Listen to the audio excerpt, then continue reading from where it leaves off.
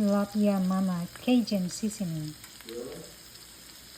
Try natin itong Cajun Seasoning. So what I have here is maraming garlic na may butter. I think nangangamoy garlic na. Lagay na natin itong ating shrimp. Okay, lagay natin yung shrimp. Hindi na kailangan ng MSG. Salt lang yan siya. Pinagyan ko ng konting paprika. Tapos mamaya titimplahan natin ulit gamit nitong ating bagong seasoning. Tingnan natin kung anong lasa. Okay, malapit na siya maluto ang ating shrimp. Mahinang apoy lang para hindi naman po siya maging makunat. So, try na natin timplahan ang Tilapia Mama.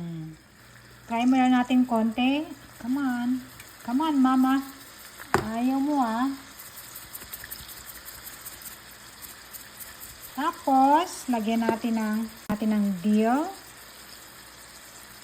Then mix.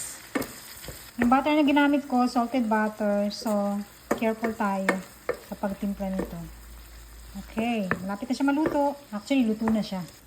Sarap. Lagyan natin itong broccoli. Ayan. Kulang pa siya sa timpla. Lagyan pa natin. Ayan.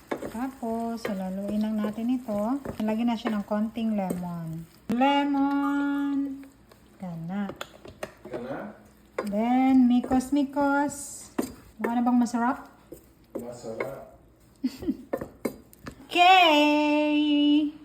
Transfer na natin sa ating serving plate.